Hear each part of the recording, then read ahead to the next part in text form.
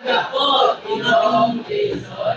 Magandang umaga po, Binibining Piolo at Magandang umaga po, Binibining Pinis. Magandang umaga po mga binibining. Ma'am, pumutok na kuryente yun, ma'am. Morning, teacher.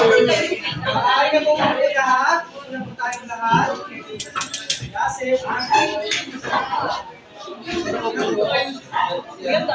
sir, kuya po. Ngayon, makinig po.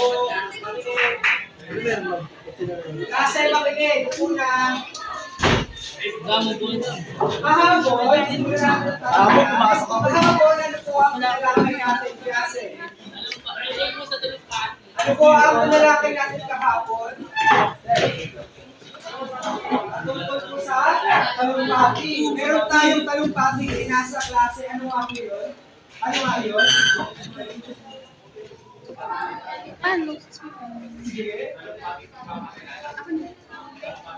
Ayun po ay uri ng talumpati. Ay uri ng talumpati. Ang binasa natin kahapon ay ang talumpati ni Dilma Rousseff. Ang unang presidente ng bansang Brazil. Tinalakay natin ang alin? Bahagi ng talumpati. Uri ng talumpati. Ano ng talumpati at paano ang pagsilat ng talumpati. Ngayong araw, ang talakayan natin ay wika na kaugnay sa talumpati.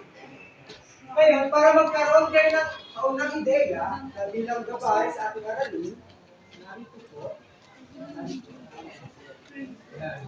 Ngayon, sa pambungad na gawain, basahin ko lamang po ang panuto. Hanapin ang paksa o sinuno at panatuli sa bawat pangusap at sumunod ay pagkumparagin ang magkatapatan na pangusap. Sige po, pakibasa po kayo. Pakibasa po ang unang pangusap. Nasaan kaya si paksa o si sinuno? Si Ma'am Hilda at ang panaguri ay naglakad. Sa ikalawa, ganoon din. Si Ma'am Hilda rin ang paksa at ang panaguri ay ang nagpaguri. Ang paksa ang ay ang panaguri. Ngayon, tingnan ang nasa kanan. Ano kaya ang napansin? Kasi isang pangusap lang to. Ngunit ano yung pinagkaiba? Kumpleto ang impormasyon sa sentence. Ano po kaya? Ano kaya? May nadagdag? Binabawas? Magkaiba yung ginagawa? Sige. Mas binigyang detalye. Mas pinalawak. Kumbaga. Ano kaya yung ginamit para mapalawak? Ano kaya ang ginamit para mapalawak? Ang pangungusap? Sige. Pang-abay. Maaring gamitin ang pang-abay sa pagpapalawak ng pangungusap. Ngunit ayon dito, ano kaya ang ginamit? Ano ang tawag sa ngunit? Ano ang tawag sa ngunit? Pangatni. Ayun. Nakatutulong ang pangatni sa pagpapalawak ng pangungusap. Ayan. Paano kayo nakatulong? Ayun na, no? Paano kayo nakatulong? Sige kayo nga, paano kayo nakatulong ang pangatni sa pagpapalawak ng pangungusap? Nagsabi ko kanina.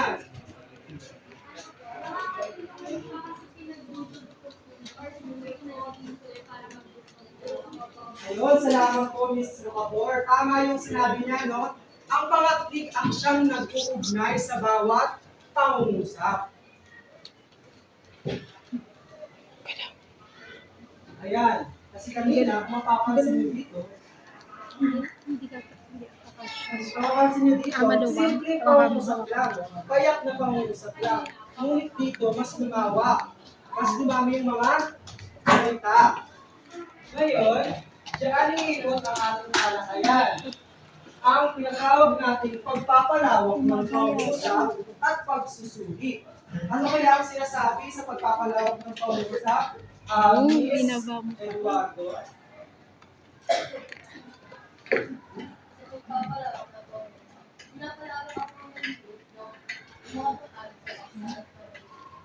Gagawa ito sa tulong ng pagpapalawak ng pagkakas. At isawa at inuugnay ng dalawang higit na pamasan. Sa pagkasunod ng pangusap ay tinignan yung paalam sila pinalalawak. Ayun, kung kanina, di ba? Meron kasi tayong dalawang pagpapalawak ng pangusap. Yun ang pagpapalawak sa bahagi ng paksa at ang pagpapalawak sa bahagi ng panaguri. Ngayon, para sa pagpapalawak, para mas maintindihan nyo kung paano magpalawak, meron technique kung ano ba ang pagpapalawak.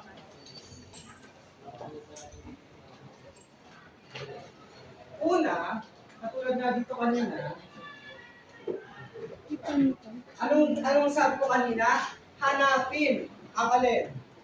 Hanapin ang paksa at ang sinulo. Yun ang unang hakbang sa pagpapalawak ng pangungusap at ang pagsusuri. At gaya nga po ng sinabi ko, may dalawang pagpapalawak ng pangungusap, ang paksa at ang panaguri. Ang pagtutuunan natin ng pansin ngayon klase ay ang paksa. Pagpapalawak ng pangungusap sa bahagi ng paksa. Ngayon, tingnan natin. Ayan. Meron tayong tatlong kaparaanan sa pagpapalawak ng paksa. Una, ang attribution.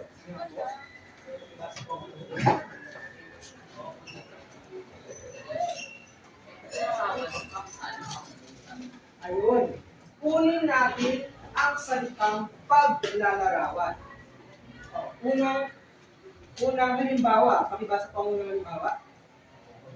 Pakinggan mo ang nagpapaliwanag ng Ayun. Salamat. Batay dito, paglalarawan. Nasaan kaya ang paksa? Nasaan kaya ang paksa? Kasi, batay sa sinabi, ang paksa raw may paglalarawan. Nasaan kaya ang paksa? Sige. Opisyal, sir. Ang nagpapaliwanag. Diba? Sabi kasi diba, nasa bahagi tayo ng paksa. So ang dapat daw, ang paksa ay nagpapaliwanag. Ang paksa natin ay nagpapaliwanag. Naunawaan ko? Dito kaya klase. Nasaan? Nasaan muna ang paksa? Ang pinakabagusay. Tanong, sir, paano kaya ang pagkatha o paglikha, paano ka bumuo ng isang pangungusap na nagpapakita ng modifikasyon o attribution? Ito lamang, salamat po sa maraming ito. Ayan. Sige nga. Sino nga kaya ang maaaring makabuo ng pangungusap gamit ito? Sige po. Ang matabang pusa ay aking alaga. Ayun. At gumagalaw na siya. Kanino maayos siya? Matang. Baliktad yata eh. Kasi dapat pa ganun. Asan ang paksa doon? Asan ang paksa? Gugulo siya. Sinabi niyo na. Ang matabang pusa. At ang ginamit niya panaguri ay, ano kaya ang ginamit niya panaguri? Sige nga sir, ulitin niyo mga po sir, kung ano ba ang ginamit niya panaguri? Aking alaga. Aking alaga. Ang kaya ang ginamit niya. Ganoon bumuo ng pangusap na nagpapakita ng alin? Modifikasyon. Ayan, sunod. Sige po.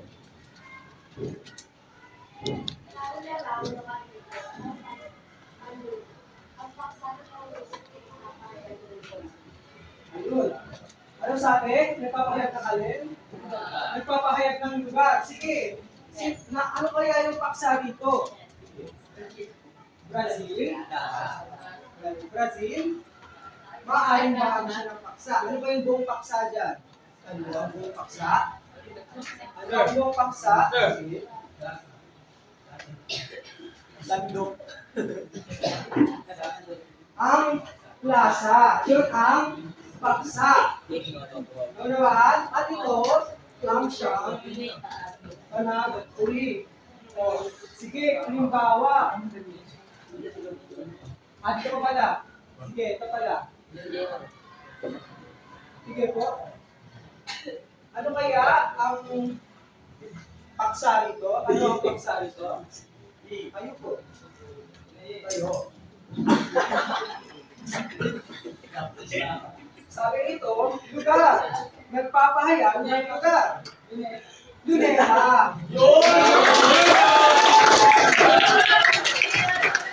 Yun ang luneta. O sir, paano kaya ulit ang pagpulo? Sige, tingnan natin. O sige. Tayo muna tayo sa... Paano kaya ang pagpulo? O. Paano magbuo ng pangungusap na nagpapakita ng pariranang lokatibo o panunan. Kasi kanina, di ba, nagbigay na ako ng halimbawa sa modifikasyon. Yun sa pangungusap sa modifikasyon. Ayan.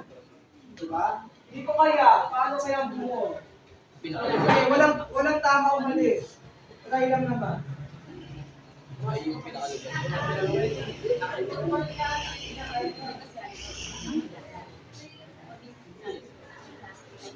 Ang paksa mo dapat ay lugar. Ang paksa mo dapat ay lugar. Ang paksa mo dapat ay lugar. O, magbigay ka na. O, isip ka ng lugar. Ano ang lugar? Makati. O, sige, gawan mo ng pangusap. Ay, Makati.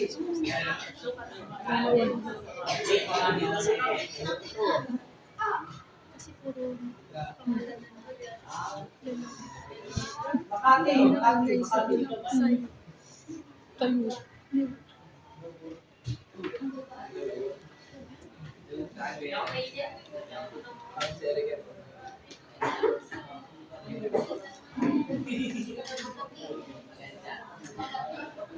Bundok.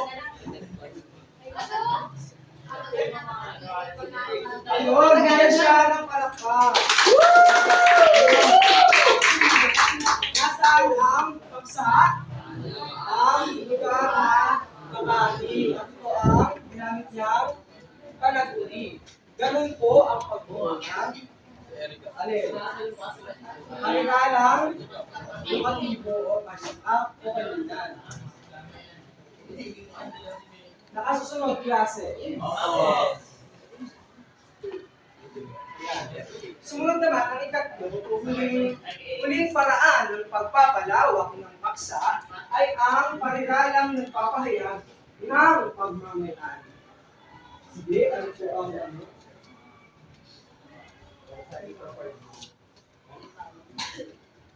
Gamit ng pangkalitan na nagpapahayag ng mga may-ari. Ayun. Salamat. Gumagamit daw ang nagpapahayag ng pagmamayari ng alin? Ng panghalip. Alam na ng tubang panghalip? Hindi po ba klase? Ayun. Sige, dito. Nasaan kaya? Panghalip daw eh. Panghalip. Nasaan kaya? Sa unang halimbawa.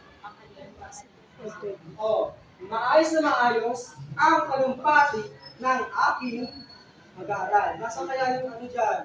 Yung panghalip. Nasaan ang panghalip? Nasaan ang panghalip? Sige, si Kuya ulit. Mag-aaral po. Mag-aaral? Aking Maaari. mag-aaral.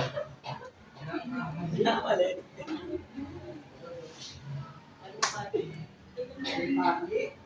Tama na si Kuya. Ang mag-aaral. Aking mag-aaral. So, paano siya tinawag ng pagmamayari? Paano kaya siya tinawag ng pagmamayari? Aking. Ayun. Yun ang naging clue ng pangungusap na ito. Dito kaya?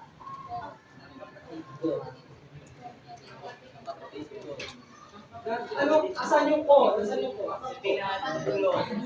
Ito. Ayan. Ito ang pagpapayag ng pagmamayari. Sige. Gamit tayo ng pangungusap. Ito kaya? Bigay kaya ng ideya? Sige po. Oh, sige. Bigay ko kayo ng ano. Hindi ka pitala. O may naisip ka na ba? May naisip ka na? O ito mo. Oh,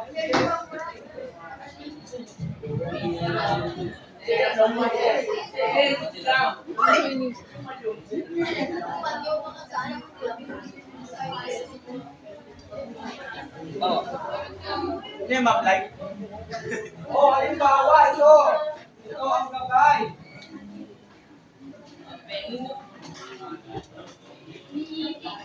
Oh, ano kaya ang pwedeng mabuong pag-usap dyan? Sige, ibig ko.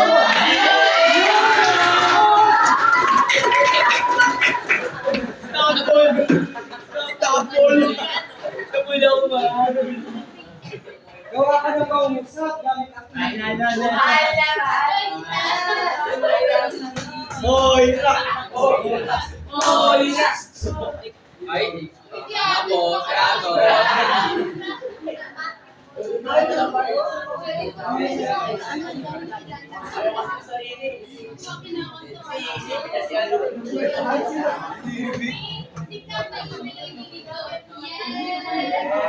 walang klase. Oh, siya ang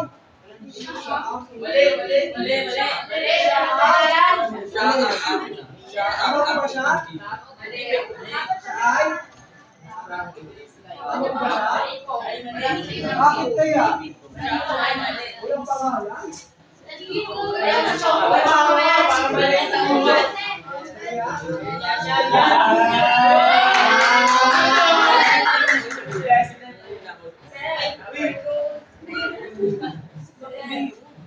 Yung sa likod mo, bro. Di ko may nakasunod yun.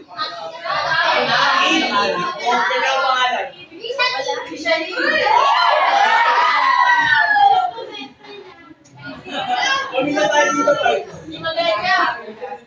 Sinong sila?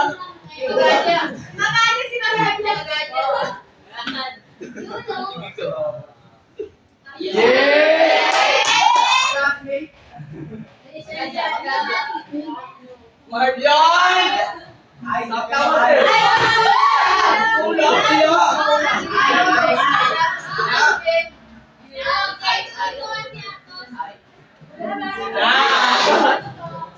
Ay, Ay! ayos. Grabe talaga. Ay, ay, ang kaibigan klase na si Mark. Si Mark ang iniibig ko.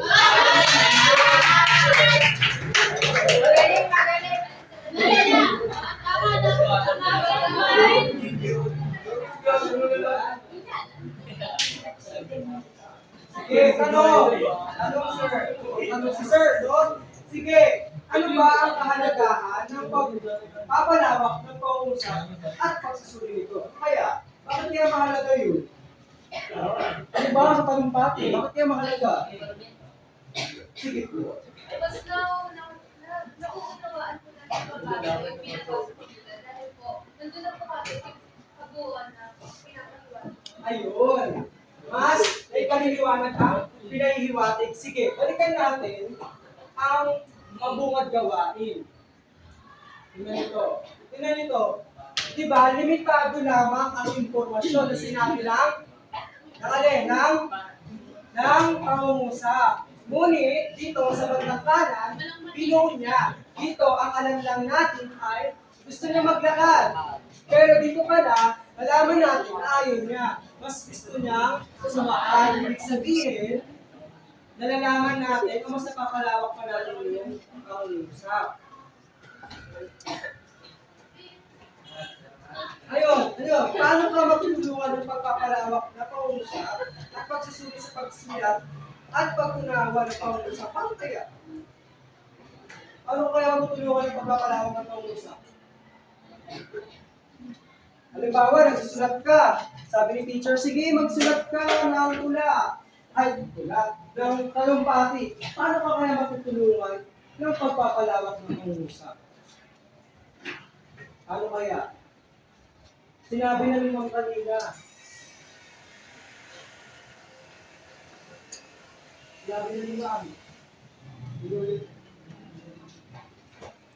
Ano kaya?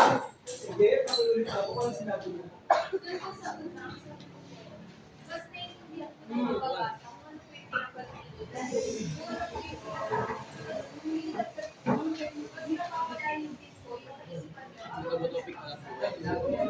Mas napapalalim ang kaisipan na isinulat doon sa talumpati. Ayun. Ito, ang bata. Pero pares-pares lang naman ito. Basahin ito, basahin ko lang. Basahin, unawain, at sundin ang panuto sa iba. Kasi ito po yung ano yun. Isip, ibig sabihin, sumulat ng pangungusap na nagpapakita ng kalawang pagpapalawak. Ano man sa tatlong to? Ayan. Yung magputasyon, makakilala ng katibo, at magmamayari.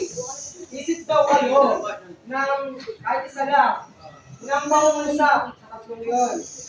Tapos yung makapag-isip klase, humanap kayo ng kapares. Kahit sinong kapares. Upang ibahagi sa isa't isa yung nabuo nyong pangungusap. At usapan nyo kung paano niya sinuli. At matapos iyon, ibahagi sa kapares ay ibabahagi yung dalawa ang napag-usapan sa klase. Ibabahagi yung kung ano ang usap at kung paano yung sinuli. Ayan, ito po ang pamantayan. Sige, 5 minutes starts na. Ang 5 minuto po ay magsisimula na ngayon.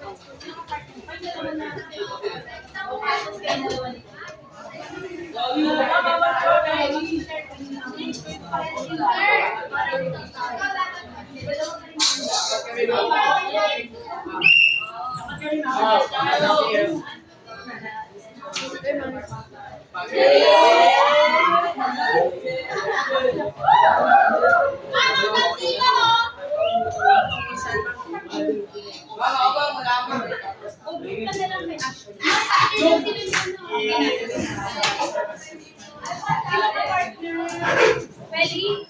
Sino ka partner mo? Si ano to? Ay, no, ito na lang. Si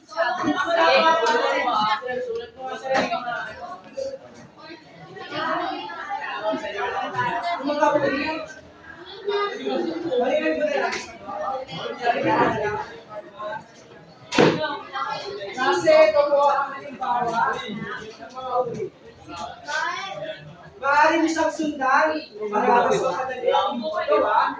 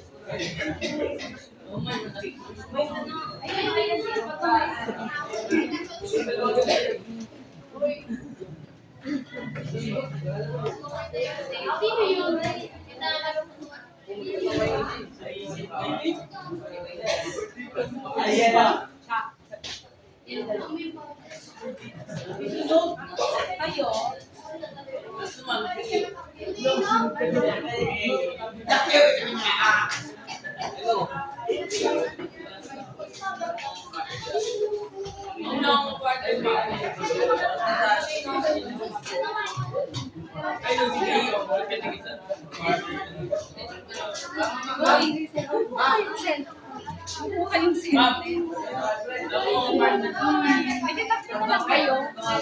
Hindi, kayong dalawa ni Fred.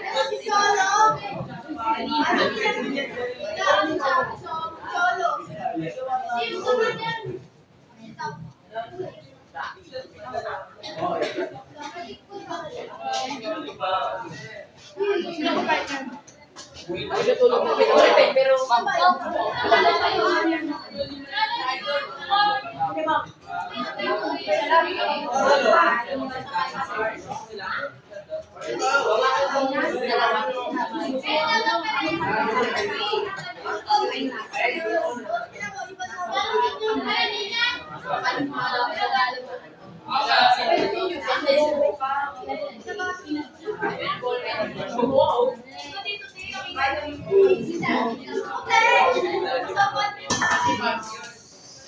Kasi may issue po sa likod.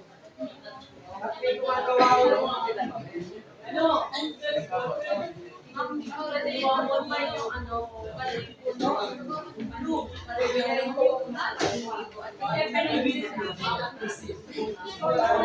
sabi ang call me blue. Baby. Wala ka partner. Hindi ka ba? Sunod yung tao. Ano to? Ang kaarawan. Gusto tayo, syempre. Diba? Hindi ka lang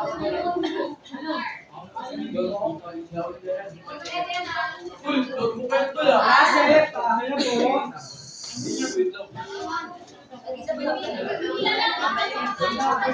Kasi isa lang. Isa lang. Isa lang pong pangusap. Kahit ano. Kasi, last 1 minute. Last 1 minute. Isang minuto na lamang po. FT.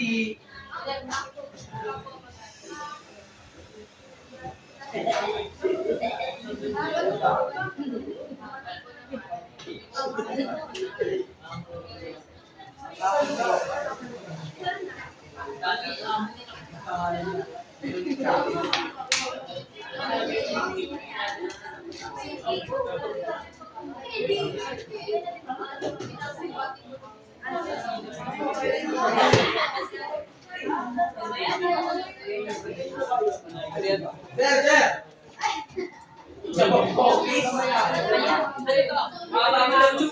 Mamaya mo. Okay, klase. 10, 9, 8, 7, 6, 5, 4, 3, 2, 1. Sige po. Bro, tapos na eh. Ano ba kayo sa harap?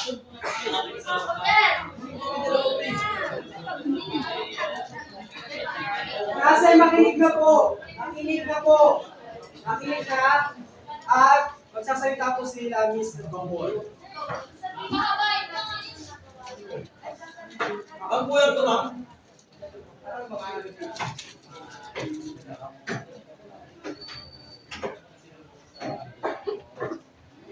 Makinig klase. Makinig klase. Klase, tahimik po. Makinig po.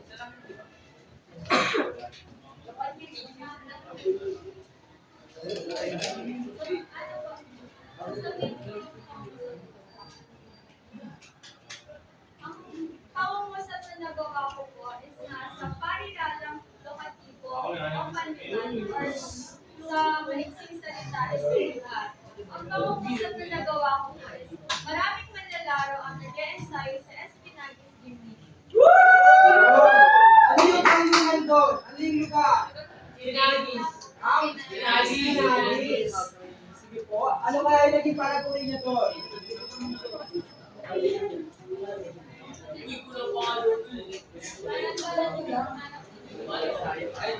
Ayun. Marami daw mananalo ang nag-e-ensayo. Sige po, sino ka lang po siya? Ang matalo kong kaibigan na Ay, nakalito.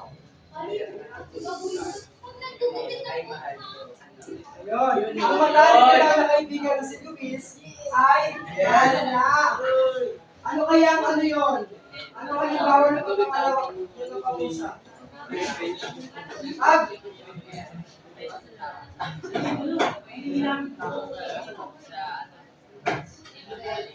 mamayari, yun ay salamat po. Sino pa? Isa na lang. Last pa. Widow po. Sige. Nasa... Sige, Daniel. Grabe na po. Ayun, kapit ko klase. Okay. So, ang napausap ko usap ay si Ambra yung tipo na lalaki na pangarap kong makasama. So, ano na po ito is modification. Nilalarawan ko si Ambray bilang yung tipo ng lalaki na gusto ko makasama.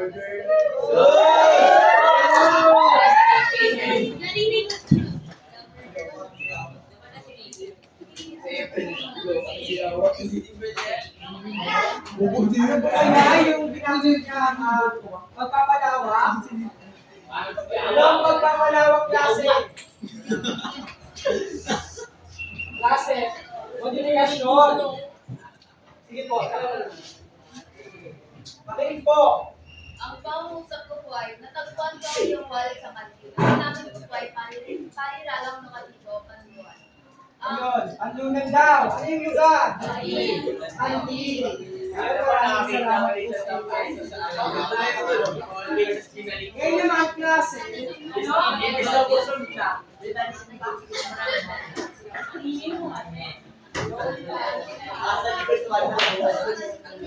Ayan. Makinig klase.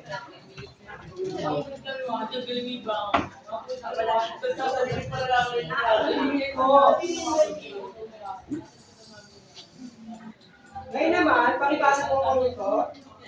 Okay, pakibasa po ito.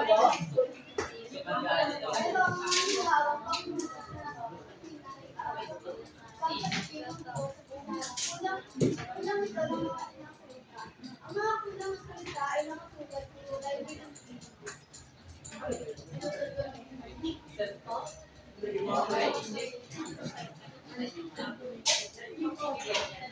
Ayan, klase. Meron din ang mga blankong katlang. At pupunan niyo ito ng nawawalang salita. Ayan, nandito yung mga salita. Panakip nito, sa likod ng salita, mayroong uri, modifikasyon, panlunan, pagmamayari. Dapat, kapag ipinasgil nyo ito doon, halimbawa dito, pagmamayari. Dapat, pag ipinasgil nito sa pangungusap, ang mabubuong pangungusap ay, pagmamayari. Naiintindihan mo ba klase? Yes. Ayun, sige. Ikaw. Ito. Sir.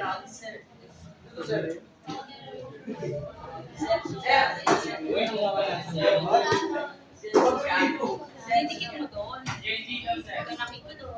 Ay, kung ikaw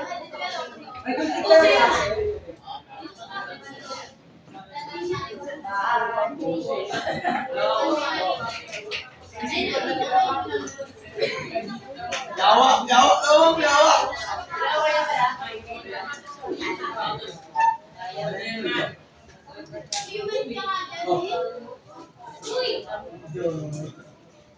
Klase, punta na po sa harap.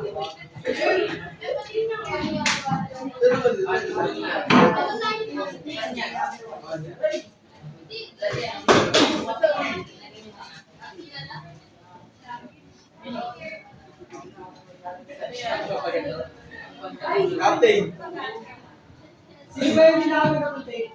Kapitana!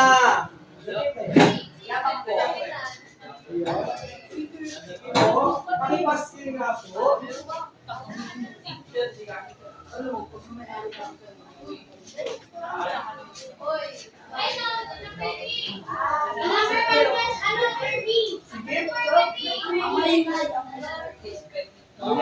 Hindi mahigit.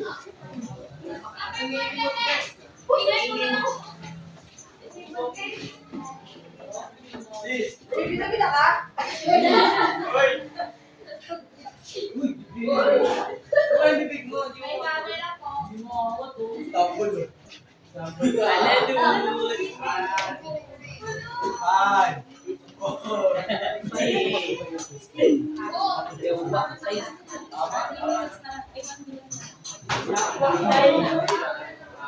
Ayun, klase. Ayun, tama kaya ito? Ang maingay na ay masakit sa tenga. Ay modifikasyon. Sumunod na pangusap, ay mukhang ito ang pagkain nila. Ito ay pagmamayari. At ito, pagpinagdad ng Pangulo ang ito ay pantutunan. Dapat sa pag susulit ito ay modifikasyon. Uli, ayan ito ay pagmamayari. Ayun na lamang. Ano lang tayo oras klase? May natutuhan ba klase sa yes! Salamat sa araw na ito. Klase, alam na po, grade 10, Hoya. Alam ko, Ginoong Jason,